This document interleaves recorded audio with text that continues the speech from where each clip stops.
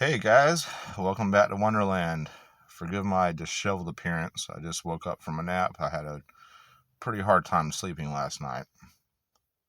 I'm making this video because I feel that a lot of people have misconceptions about darkness and light.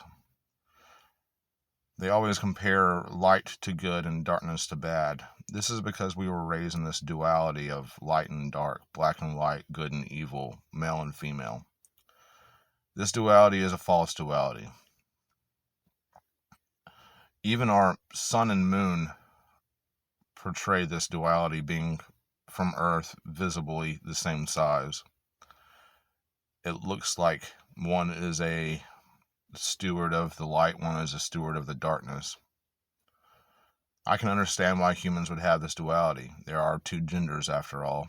There is black and white. But black can be the medium and white can be the page. You can have a white piece of paper and a black pencil, for instance. Or you can have a black night sky and a white streak of lightning. So it just depends on perspective, like all duality. If you happen to be of the mindset that you can take everything in the world that is left and move it to the right, then you will be very busy and you will never get done with your job. If you were to cut off your left arm and sew it to the right side of your body, and then cut off your left leg and sew it to the right part of your body, then your lefternmost torso would be the left, and your previously left arm would be the right. So then you would have to cut off part of your torso and sew it onto your previously left arm that is now attached to the right side of your body, and so on and so forth until you're just a corpse. If you go around trying to take everything that is down and point it up, you will never finish your goal, and you will live a life of bitterness. See, I was recently in communication with a Christian, and she was a really awesome person. I really enjoyed our conversations. And then I happened to say my thoughts, which I believe are correct and biblically founded. And it scared her away because I said that I thought there was beauty in the deep and dark things of this world. And there is. In the darkness is hidden everything that is good. Just like the Pharisees and Sadducees of ancient Israel and Palestine, they did all their good out in the open daylight. They covered their faces with ash so that they looked like they fasted. They lofted up heavy prayers to the Lord in front of everybody. But as Jesus said, you should go into the darkness of your closet to pray, and your Father who is in secret will hear you in secret. I believe that the light and the dark are two sides of the same coin. Whether it's male or female, light or dark, good or evil, Republican or Democrat, red or blue, Joachim or Boaz, there is a duality, but it is a false duality. A duality meant to divide us in this world. I believe it is the union of this duality that brings someone into completion. That is the key to enlightenment.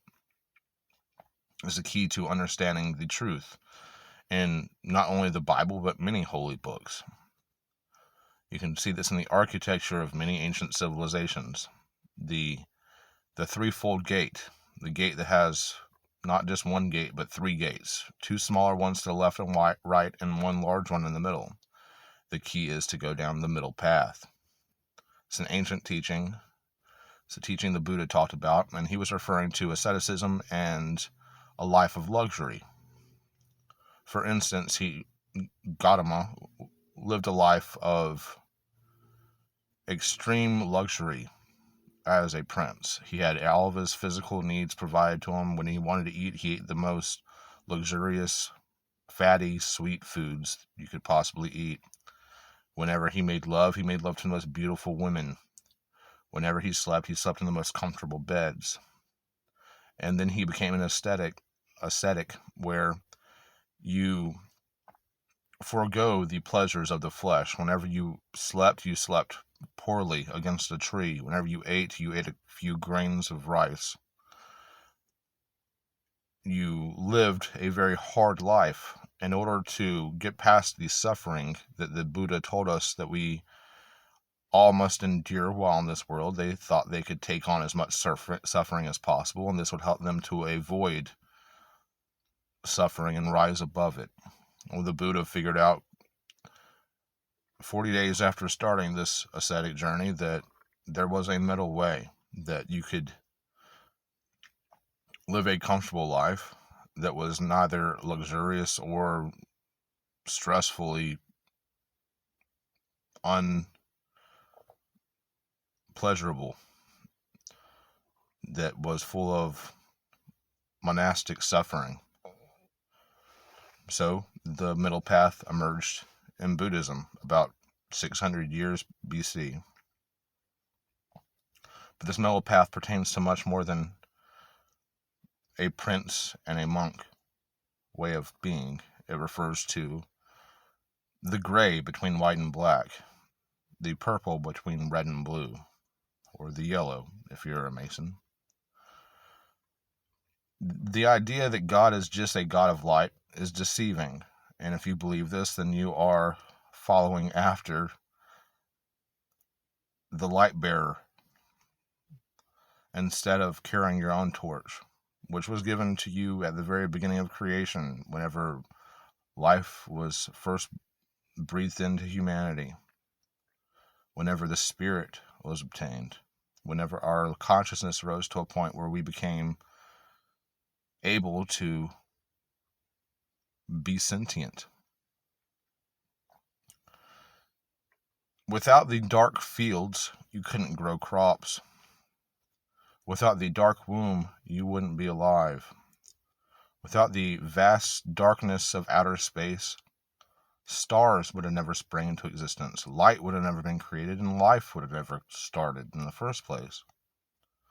Darkness is not evil. In fact, God hides a lot of truth in the darkness because he knows that only the wise man will go seeking after it, the man that has the light within him. So let's just go over this one holy book, the Bible, and some of the passages that prove that God is not just a God of light, and that Satan is not a god of darkness. In fact, if you believe in the biblical tradition, Lucifer means light bearer. So obviously he's not a dark dude. But let's just go over some of this, just so I can prove to you and maybe some Christians listening that you might have a fundamental flaw in your belief structure. Now, I'm not saying I'm a prophet or that I know anything special. I did, however, say back in 2017 that we are entering into the 7-year tribulation period, which is going to get progressively harder every year until the apocalypse in 2024. And guess what? We're entering World War III as I speak. Taiwan will be invading China within a couple of weeks. So yeah, I think I was right about that. Maybe you should pay attention to what I'm saying now. This is one of my favorite Bible verses. This is Daniel praying to God. This is him offering praise to Yahweh. One of the things he says is, he reveals deep and hidden things. He knows what lies in darkness, and the light dwells with him. I think this is also, it also pertains to the wise man, the enlightened man. Knowing what lies in darkness does not make you evil. In tarot or in Kabbalah, the only person who can walk the path at night, meaning both the up and the down, is a person who carries the lamp. The hermit is just like the fool, but he travels at night. And he's able to see all of the creatures that only come out at night. He grows his perspective in this way, realizing that the world isn't just full of blue jays, but owls. He is able to search the darkness because he's no longer afraid. You see, a lot of Gnostic truth is hidden behind scary symbolism, like the Baphomet, for instance, who shows us the Hermetic laws of frequency and of as above, so below, the Hermetic aphorism. Daniel knows this. 2:22. I found the binary of that pretty refreshing. Then you have Exodus 20:21. This is Moses approaching God himself, who has settled on top of Mount Sinai. Is God a beam of white light?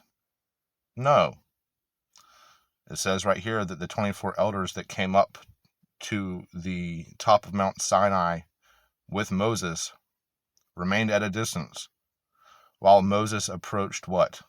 The thick darkness where God was. And this is mentioned multiple times throughout the Bible, that God dwells in darkness, not just in the light. Just in the light would be a diminishing of the ineffable one. Ever since the beginning of creation, God has been both the darkness and the light.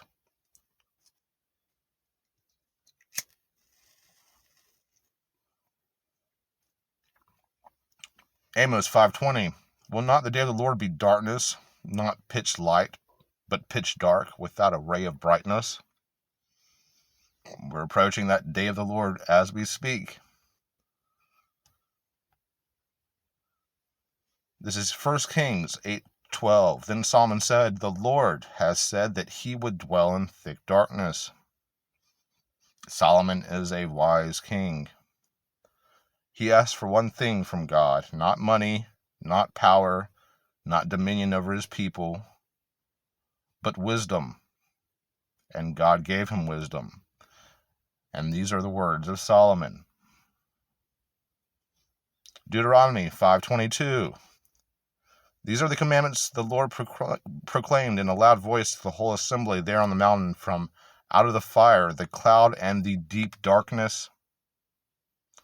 And he added nothing more. Then he wrote them down on 2 stone tablets and gave them to me.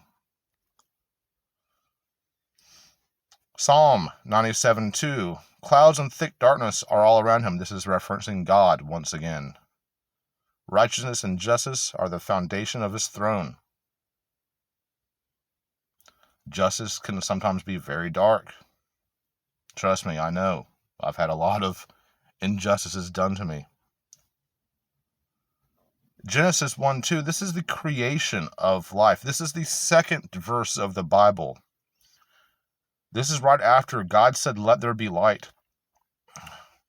Now the earth was formless and empty. Darkness was over the surface of the deep, and the Spirit of God was hovering over the waters. This is the Holy Spirit. This is Sophia. This is the first emanation of the ineffable one. This is Barbello, if you're familiar with the Gnostic scriptures. Earth was formless and empty, formless and void. Darkness was over the surface of the deep. Is that evil? Does that scare you? Because it's the second verse in the Bible. Light wasn't hovering over the face of the waters. This was darkness. Just because you search the dark corners of your closet for something you lost long ago does not mean that whatever you lost was evil. In fact, you will rejoice when you find it. This is the full context of Daniel 2:22. Blessed be the name of God forever and ever, for wisdom and power belong to him. He changes the times and seasons. He removes kings and establishes them. He gives wisdom to the wise and knowledge to the discerning. He reveals the deep and hidden things. He knows what dwells in darkness, and the light dwells with him. Just because he knows what's in the darkness, just because he realizes that darkness is essential and a part of this binary existence of zeros and ones, does not mean that God is evil. You see, whenever you hear a song, the interval between notes is what creates the harmony. If you had no interval between notes, if there was no blank space, if there was no zero instead of just ones, then there could be no code, there could be no harmony, there would be no song.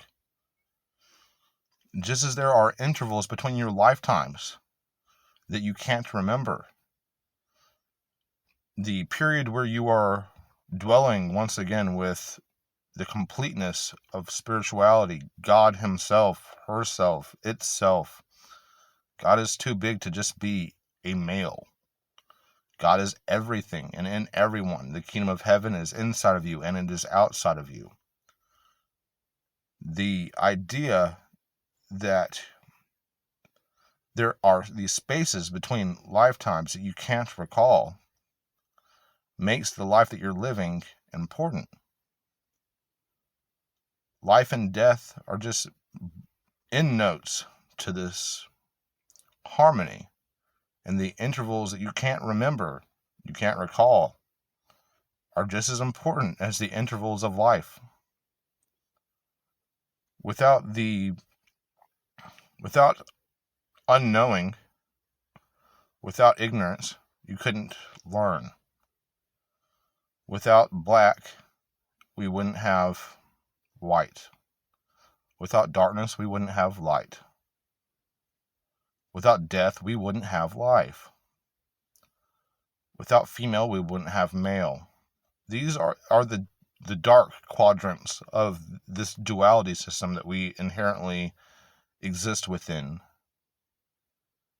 They might seem scary to you if you are uninitiated and don't have discernment, as Daniel says right here. But it's key to understand. You're not just good. There is evil in you. No matter how much you pray or how ascetic you are, you will have evil inside of you. And that is a good thing. It is a good thing for a righteous man to hate that which is evil. And it is a good thing that an evil man has the chance to become good again. It is not wise for you to take everything that you see as down or black and cast it aside because you don't think God dwells there. God dwells in everything. So, yeah. If you believe as I believe, there is great knowledge hidden in the darkness. It might seem scary to you, but that's because God doesn't give truth out willy-nilly to everybody. He doesn't place it in the middle of the lighted town square. If he does reveal it, it's to someone who has sought for it in the darkness already and put that lamp up on a lampstand and shone it from a hilltop so that others could dwell in that light. But the hidden, dark, deep things, they're in the dark and deep for a reason, because the knowledge of them is important.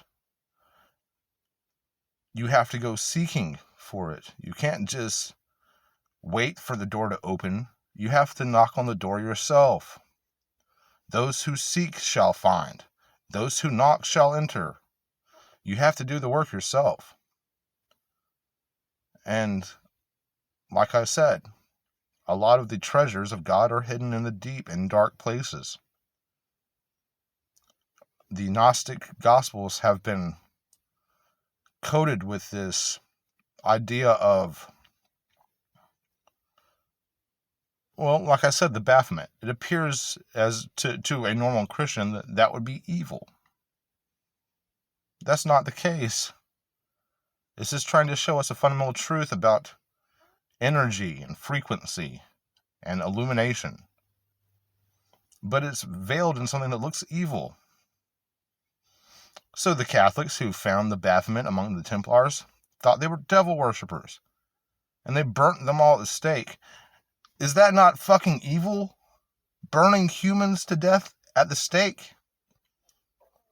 And yet I'm supposed to think that the Templars were the evil ones because they were trying to show a fundamental truth of reality. And if people had wisdom, if they had discernment, they could be able to see that. But once again, my faith in humanity is lessened by conversations with people who don't have the discernment to recognize that darkness needs light and light needs darkness. I don't think that anybody could have a complete spiritual viewpoint if they are blinded by this duality. So, yeah, next time you go to whatever religious temple you practice at or go into your own private meditation, think about this. Don't try to go around the planet turning everything that is down up. You will never succeed and you will die bitter. The world is full of ups and downs. That's what makes life complete. All right. Well, I'll stop preaching to my choir. I appreciate you guys listening. Have a great night and a great day.